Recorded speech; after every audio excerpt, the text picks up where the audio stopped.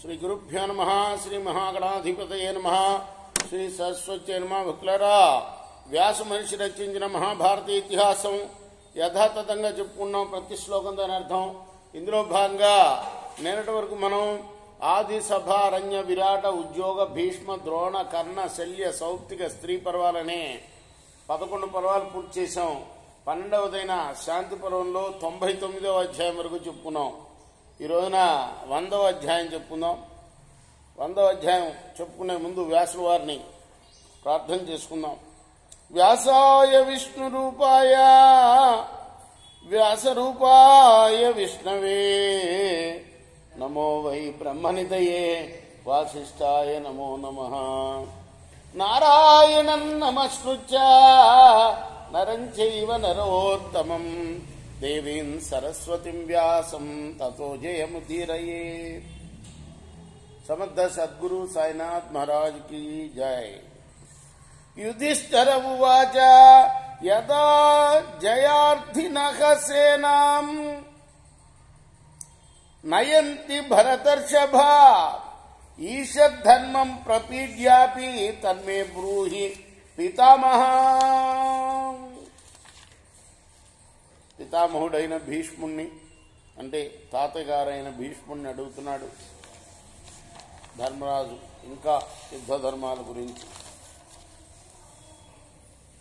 విజయాభిలాషులైన రాజులు ధర్మాన్ని కొద్దిగా ఉల్లంఘించినప్పటికీ తమ సైన్యాన్ని ముందుకు నడిపిస్తారు. దాన్ని గురించి చెప్పు తాతయ్య అని అంటున్నాను. భీష్మ ఉవాచ సత్యేన హి స్థితో ధర్మః ఉపపత్యా తథా పరే సాధ్వాచారతయా కేచిత్ తథైవౌపైకాదపి.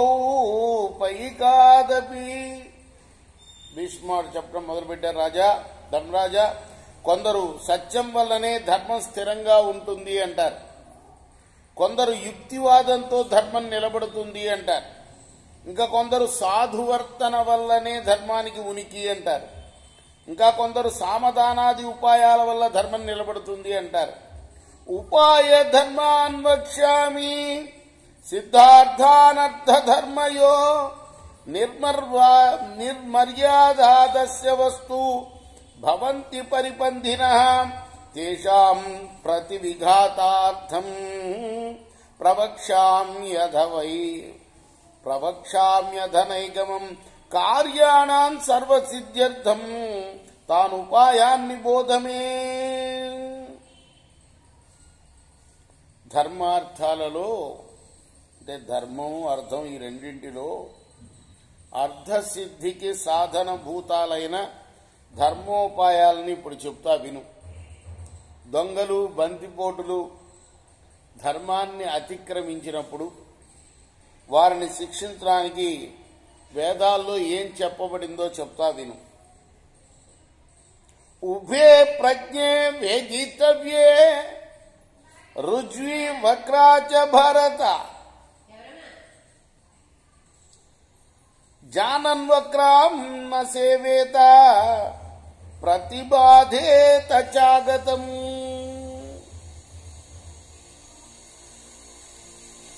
ఓ భరత కుమారా,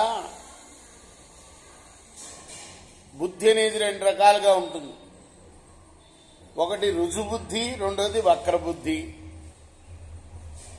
ఈ రెండింటి గురించి రాజుకు తెలిసి ఉండాలి.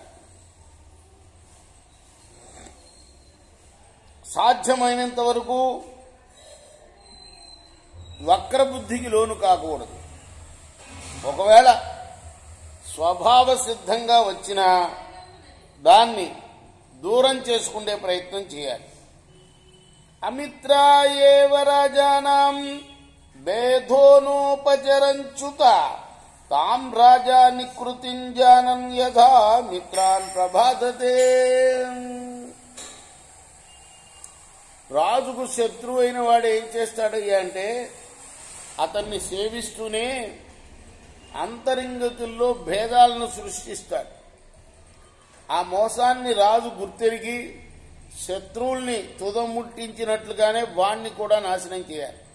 గజానాం పార్థవర్మాని గోవృషా జగరాణి చ శల్యకంటకలోహాని తనుత్ర చనురాణి చ సిత పీతాని శస్త్రాని సన్నాహా పీతలోహిత నానారంజన రక్తాస్యు పతాకా కేతవశ్చయ రుష్టయ స్తోమరా ఖడ్గ నిశితాశ్చ పరస్వధ ఫలకాన్యధ చర్మాని ప్రతికల్ప్యాన్యనేకశః పార్థ. ఏనుగుల్ని రక్షించడానికి ఆవుల ఎద్దుల కొండ చిలువల చర్మాలతో కవచాలు తయారు చేయించాలి. ఇనుప ముళ్ళు లోహాలతో తయారైన కవచాలు చామరాలు, తెల్లగా మెరుస్తూ పదునుగా ఉన్న ఆయుధాలు, ఎర్రని పసుపచ్చని రంగు గల కవచాలు, అనేక రంగులతో శోభిల్లే ధ్వజాలు, పతాకాలు, రుష్టులు, తోమరాలు, ఖడ్గాలు, వాడైన పరశువులు, పలకలు, డాళ్లు, వీటిని అన్నింటినీ కూడా అధిక సంఖ్యలో రాజు ఉంచుకోవాలి. అభినీతాని శస్త్రాన్ని యోధాశ్చ కృత నిశ్చయ చైత్యాం వా మార్గశీర్షాం వా సేనాయోగ ప్రశస్యతే. ఎప్పుడైనా యుద్ధానికి బయలుదేరాలంటే ఇప్పుడు మనం చెప్పుకుంటున్న మాసం అదే మాసం, మార్గశీర్ష మాసమే ఉత్తమమైనది. అది కాకపోతే చైత్రమాసం యుద్ధానికి బయలుదేరే సమయం. పక్వ సస్యాహి పృథివీ భవచ్చంబుమతి తదా నైవాతి శీతో నాచ్యుష్ణ కాలో భవతి భారత. ఎందుకంటే ఆ సమయంలో భూమి బాగా పండి జల సమృద్ధమై ఉంటుంది. కాలం అతి శీతలంగానూ ఉండదు, అత్యుష్ణంగానూ ఉండదు. తస్మాత్ తదా యోజయేత పరేషాం వ్యసనేధవ ఏతే హి యోగా సేనాయ ప్రశస్తా పరబాధని. కాబట్టి అప్పుడే దండయాత్రకి సిద్ధం కావాలి. లేదా శత్రువు క్లిష్ట పరిస్థితుల్లో ఉండగా దాడి చేయొచ్చు. శత్రువులను బాధించడానికి సేనలో చేసే కట్టుదిట్టాలు ఇవి. జలవాం స్తృణన్వాన్ మార్గ సమోగమ్య ప్రశస్యతే చారై సువిదితాభ్యాస కుశలైర్వనగోచరై. సైన్యం వెళ్లే మార్గంలో ఎప్పుడు నీళ్లుండాలి, గడ్డి కూడా ఉండాలి. అంటే వీటంటే గుర్రాలు అవన్నీ ఏనుగులు ఇవన్నీ వస్తాయి కదా. కాబట్టి అవి తినడానికి గడ్డి ఉండాలి. అలానే అప్పుడప్పుడు దాహం వేస్తే నీళ్లు దాటానికి నీళ్లు ఉండాలి.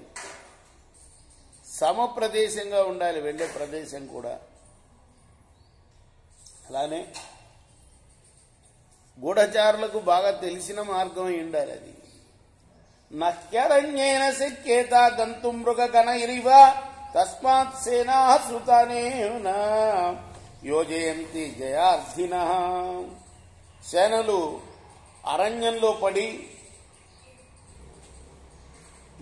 మృగాల్లాగా సుఖంగా పోలేవు. అంచేత జయం కాంక్షించే రాజులు సేనలకు తగిన మార్గాల్ని కూర్చుకోవాలి. అగ్రహత పురుషానీకం శక్తంచాపి కులోద్భవం ఆవాసస్తోయవాన్ దుర్గ పర్యాకాశ ప్రశస్యతే. సేన ముందు భాగంలో కులీనులు సమర్థులు ఉండాలి. మధ్యలో నిలిచే చోటు నీళ్లున్నది, ఇతరులు ప్రవేశింప శక్యం కానిది బయలు ప్రదేశము అయి ఉండాలి. పరేషాం ఉపసర్పాణం ప్రతిషేధస్తథా భవేత్ ఆకాశాత్తు వనాభ్యాసం మన్యంతే గుణవత్తరం.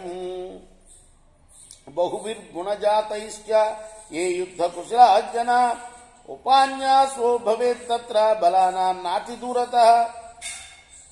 అలా ఉంటే శత్రువులు చొరబడటానికి వీలుండదు.